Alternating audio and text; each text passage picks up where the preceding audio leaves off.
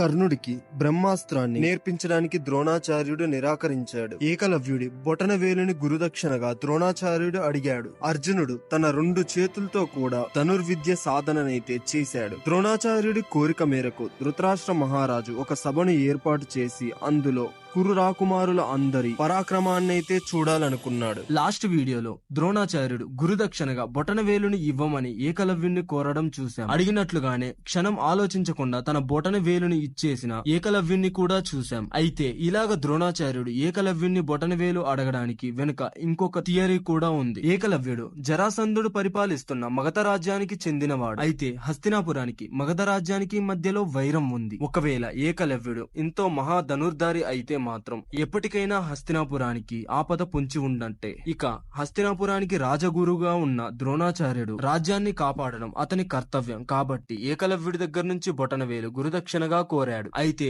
అర్జునుడు ఏకలవ్యుడి యొక్క స్థితిని చూసి కొద్దిగా బాధపడి మనసులో ఇలా అనుకుంటాడు, ఒకవేళ ఏకలవ్యుడికే బొటనవేలు ఉంటే నాకంటే మహావీరుడు అయ్యుండేవాడా అని అనుకుని తన ఎడం చేతితో కూడా బాణ సాధన అయితే నేర్చుకుంటూ ఉంటాడు. అలాగా మొత్తం మహాభారతంలోనే ఎడం చేత్తో బాణాలు వేయగల శక్తి ఓన్లీ అర్జునుడికి మాత్రమే ఉంది. అందుకే ఈయనని సవ్యసాచి అని కూడా అంటారు. ఇలా ఓసారి ద్రోణాచార్యుడు అర్జునుడికి మరియు కురుపుత్రుల అందరికీ కూడా బాణ సాధన నేర్పిస్తున్న సమయంలో ఎక్కడి నుంచో తెలియదు ఒక బాణమైతే అతి వేగంగా వచ్చి అర్జునుడి వెనక నుంచి ద్రోణాచార్యుడి ముందు అంటే పాదాల వద్ద కుచ్చుకొని నీళ్లతో ద్రోణాచార్యుడి యొక్క పాదాలైతే కడిగాయి. అప్పుడు అందరూ ఈ బాణం ఎక్కడి నుంచి వచ్చింది, ఎవరు వేశారు అని చూశారు. అప్పుడు అక్కడ వీరికి ధనుర్బాణాలు చేతపట్టి సహజ కవచ కుండలాలతో సూర్యుని యొక్క తేజస్సుతో కర్ణుడైతే కనిపిస్తాడు. అప్పుడు కర్ణుడు నడుచుకుంటూ ద్రోణాచార్యుడి దగ్గరికి వచ్చి ప్రణామాలు గురుదేవా అని అంటాడు. అప్పుడు ద్రోణాచార్యుడు ఎవరు నీవు అని అడుగుతాడు. నేను రథసారథి అధిరథుని యొక్క పుత్రుడను కర్ణుడను అని చెప్తాడు. మీ దగ్గర ధనుర్విద్యను అభ్యసించడం కోసం వచ్చాను అని అంటాడు. అప్పుడు ద్రోణాచార్యుడు కర్ణుడిని తన శిష్యుడిగా అంగీకరించాడు.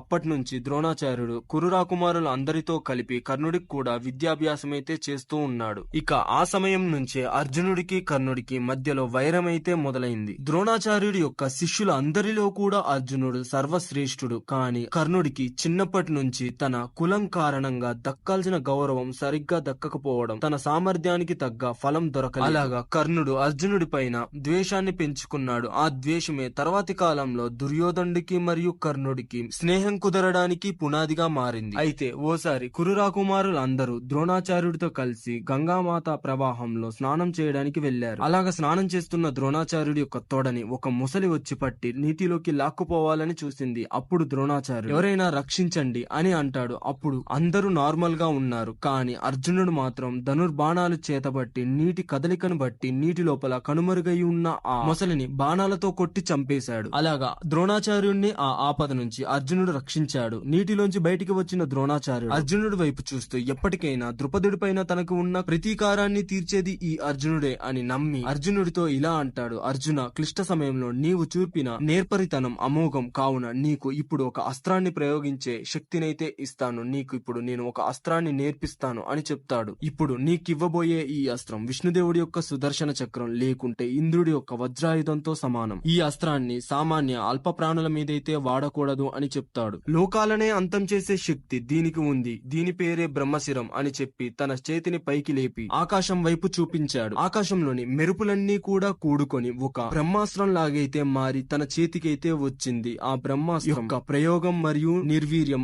రెండూ కూడా అర్జునుడికైతే చెప్పాడు ద్రోణాచార్యుడు. ఇలా ద్రోణాచార్యుడు అశ్వత్థామకు కూడా తర్వాతి కాలంలో బ్రహ్మాస్త్ర ప్రయోగాన్ని అయితే చెప్తాడు. కానీ అశ్వత్థామకి బ్రహ్మాస్త్రాన్ని ప్రయోగించడం మాత్రమే తెలుసు. దానిని ఎలాగ నిర్వీర్యం చేయాలో, అదే ఎలాగ వెనక్కి తీసుకోవాలో తెలియదు. అయితే ఇలాగా కురు రాకుమారులందరూ శిక్షణ తీసుకుంటుండగా ఒక రోజు కర్ణుడు ద్రోణాచార్యుడి దగ్గరికి వెళ్లి, గురుదేవా, నాకు కూడా బ్రహ్మాస్త్రాన్ని ప్రయోగించండి, నన్ను కూడా అర్జునుడితో సమాన శక్తివంతుణ్ణి చేయండి అని అంటాడు. అప్పుడు ద్రోణాచార్యుడు బ్రహ్మాస్త్రాన్ని కేవలం క్షత్రియులకు లేదా బ్రాహ్మణులకు మాత్రమే నేర్పిస్తాను, నీలాంటి వారికి నేర్పించను అని చెప్తాడు. కానీ ఇక్కడ ద్రోణాచార్యుడు ఇలా అనకపోయి ఉంటే బాగుండేది. అలాగా ద్రోణాచార్యుడు కర్ణుడికి బ్రహ్మాస్త్ర ప్రయోగం నేర్పించనందువలన దానికి నిరాకరించాడు. కాబట్టి బ్రహ్మాస్త్రాన్ని నేర్చుకోవడం కోసం పరశురాముడి దగ్గరికి బయలుదేరాడు కర్ణుడు. ఇక కురు రాకుమారుల యొక్క విద్యాభ్యాసం ఉపన్యాసం పూర్తయింది. ఒకరోజు ద్రోణాచార్యుడు మహారాజు ధృతరాష్ట్రుడి యొక్క అంతఃపురానికి వెళ్లి ఇలా అంటాడు: రాకుమారులందరూ అస్త్ర శస్త్రాల్లో నైపుణ్యులయ్యారు, మహావీరులుగా మారారు. మీరు ఒక సదస్సును ఏర్పాటు చేసి దాంట్లో భీష్ముడు, కృపాచార్యుడు మరియు విదురుడి సమక్షంలో రాకుమారుల యొక్క శక్తియుక్తుల్ని పరీక్షించాలని మిమ్మల్ని కోరుకుంటున్నాను అని ద్రోణాచార్యుడు ధృతరాష్ట్ర మహారాజుతో చెప్తాడు. అది విన్న